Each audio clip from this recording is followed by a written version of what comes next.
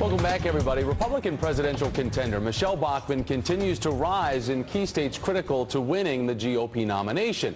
But what about the man that's backing her? Her husband, Dr. Marcus Bachmann, is drawing heated criticism for his highly questionable stance on homosexuality. Just take a listen to this. We have to understand barbarians need to be educated. They need to be disciplined, and just because someone feels it or thinks it doesn't mean that we're supposed to go down that road.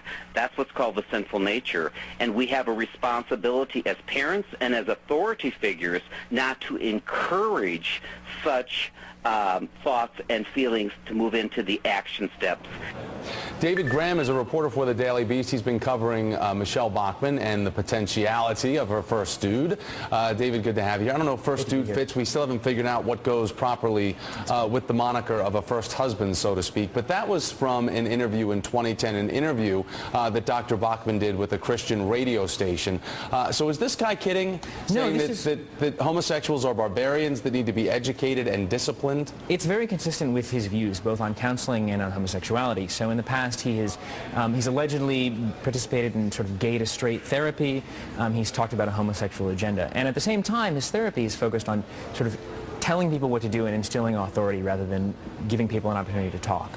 You point out that he's a relatively private guy. He does describe himself as a Christian therapist. But this person also believes that gays are sick and that they can be cured. He hasn't been that explicit, but that appears to be his attitude. And I've heard that in sort of Christian circles, the idea of barbarians as people who are outside of the norms of behavior is a common thing. But he certainly does seem to have a deep suspicion of homosexuality and of gay people. Something that's becoming under scrutiny now is federal money that's been going to the services that Dr. Bachmann provides. Last year, he got $137,000 in Medicaid payments. These are taxpayer funds for therapy, which he provides within his psychology or within his institution itself. But do we know what these services are for, and is there any correlation to anti-gay therapy? We don't know exactly what those services are for. I think that's also notable, is it runs against the grain of Michelle Bachmann's very prominent anti-government spending policy. She's talked about these programs as welfare, so that's a liability for her as well.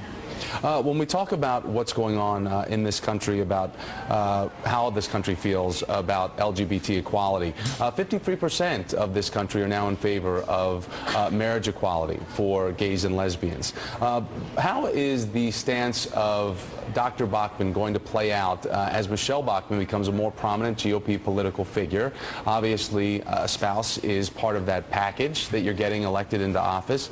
How do you think that the message that he has is going to play out and bleed into the message of Michelle Bachmann? Well, she's certainly also been stridently anti-gay. She's spoken out for laws prohibiting same-sex marriage, for example.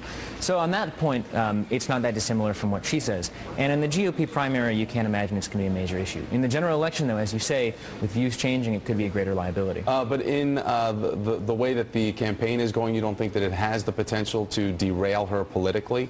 I think he'll come into the spotlight, certainly. And as I say, given her stances, I don't think it's a major shift during the primary. But yeah, I mean, he will be somebody who has to be prominent. Political spouses are always prominent, so he will be much more in the spotlight. Dr. Marcus Bachmann, a man we need to learn more about.